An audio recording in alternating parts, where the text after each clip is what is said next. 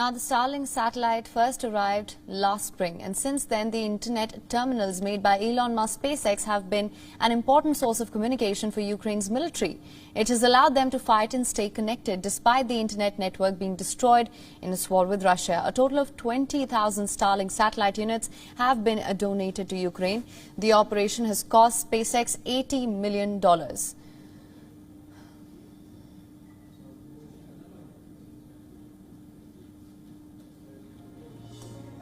According to Tesla CEO Elon Musk, the cost will likely exceed the $100 million mark by the end of this year. However, all of these charitable contributions could come to an end, as SpaceX has warned the Pentagon that it may stop funding the service in Ukraine unless the U.S. military kicks in tens of millions of dollars per month.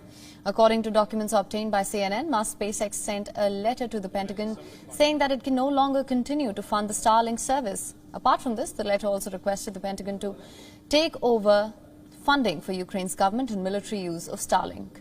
The SpaceX director in the letter to the Pentagon said, and I'm quoting here, "We are not in a position to further donate terminals to Ukraine or fund the existing terminals for an indefinite period of time."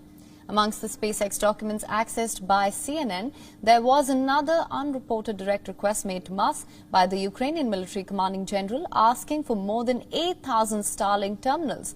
The documents, which were not previously reported, however, provides a rare breakdown of SpaceX's own internal numbers on Starlinks, further detailing the costs and payments associated with the thousands of terminals in Ukraine.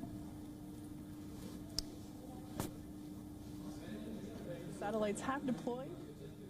Now, the relationship between United States and Saudi Arabia remains strained. Both the countries have taken digs at each other over OPEC Plus's last week's decision to cut oil production. Now, Washington has accused Riyadh of knowingly boosting Russian interests and coercing other members of the OPEC Plus cartel to cut oil output. Countering the U.S. allegation, Riyadh suggested that Biden administration had asked the cartel to delay any cuts until after Americans go to the polls on the 8th of November. The Saudi-led oil-producing group's decision to cut production by 2 million barrels a day from November has added further pressure on soaring crude prices. It has forced Washington to reevaluate its relationship with Riyadh. President Biden has been making clear that our goal when it comes to energy is to make sure that there is enough supply on world markets to meet demand. And particularly as we head into to winter in various places around the world, that's even more important. And so that was the lens through which we saw the OPEC decision. They also presented no market basis for the cuts. Meanwhile, Saudi Arabia has rejected United States accusations in a rare press release issued on Thursday. The country dismissed the allegations that it was taking sides as President Vladimir Putin's war in Ukraine rages on. It has insisted that decisions by the OPEC Plus were taken purely on economic considerations.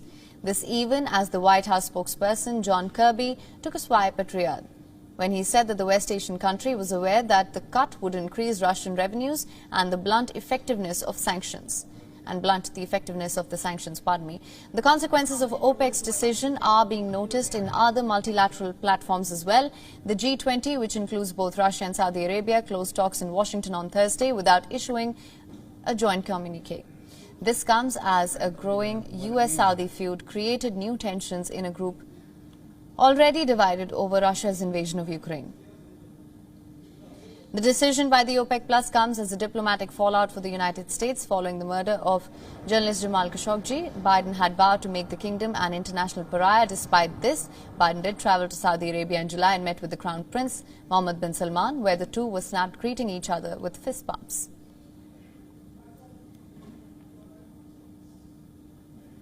WION is now available in your country. Download the app now. Get all the news on the move.